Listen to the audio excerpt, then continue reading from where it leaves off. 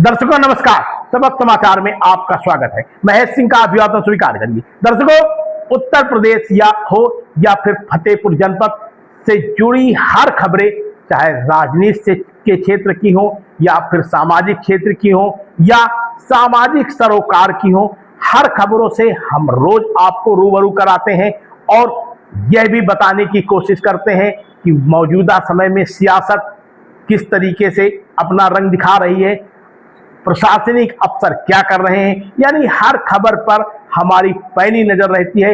इसी क्रम में देखिए आज हमारी फिर एक विस्तारित खबर।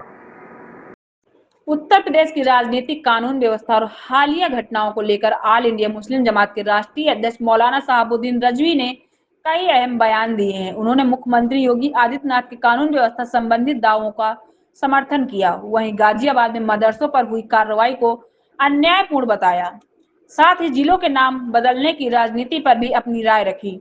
मुख्यमंत्री योगी आदित्यनाथ द्वारा समाजवादी पार्टी के शासनकाल में कानून व्यवस्था खराब होने के बयान पर मौलाना शहाबुद्दीन रजवी ने कहा कि अखिलेश यादव के कार्यकाल में प्रदेश में अपराध और दंगों की घटनाएं अधिक होती थी।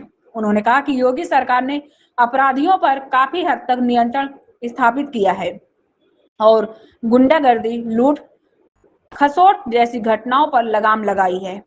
हालांकि उन्होंने यह भी कहा कि कानून का इस्तेमाल केवल दोषियों के खिलाफ होना चाहिए, किसी निर्दोष पर अत्याचार नहीं होना चाहिए। गाजियाबाद की दर्दनाक घटना पर प्रतिक्रिया देते हुए मौलाना ने कहा कि इस घटना की कोई भी भारतीय मुसलमान समर्थन नहीं करता और इसकी कड़ी निंदा की जानी चाहिए।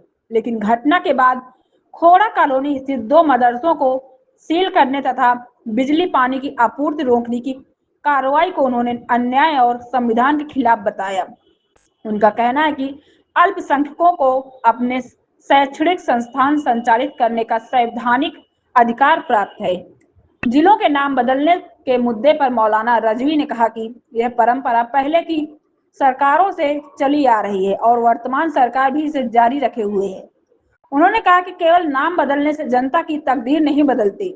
वास्तविक विकास के लिए रोजगार, कारोबार, शिक्षा और स्वास्थ्य जैसे बुनियादी क्षेत्रों में काम करने की जरूरत है। सबक समाचार ब्यूरो। गाजियाबाद की दर्दनाक घटना का समर्थन कोई भी भारत का मुसलमान नहीं करता और ना हम करते हैं, उसकी निंदा ही करते हैं।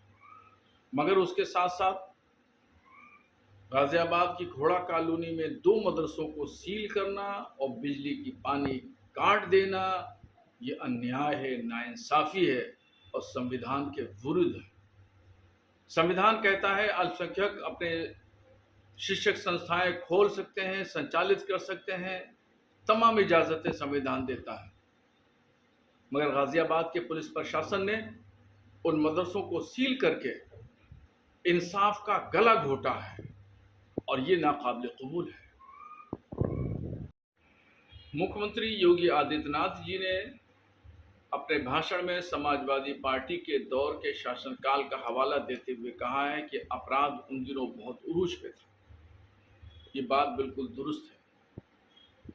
अखिलेश यादव जब मुख्यमंत्री हुआ करते थे तो लॉ एंड ऑर्डर की सिचुएशन पूरे उत्तर प्रदेश में बहुत खराब थी। मगर अब जो है योगी जी ने काफ़ी कंट्रोल किया है, गुंडागर्दी पे लगाम लगाई है, बदमाशी, बदतमीजी, बदतहजीबी, लूट खसोट, इस पर काफ़ी हद तक जो है वो लगाम लगी है और अब अपराध मुक्त उत्तर प्रदेश कहा जा सकता है। मगर इसका मतलब ये नहीं है कि बेकसूर लोगों को भी गिरफ्तार किया जाएगा, उन पर ज्यादती की जाएगी। हाँ, कसूरवार को सजा मिलना जरूरी है।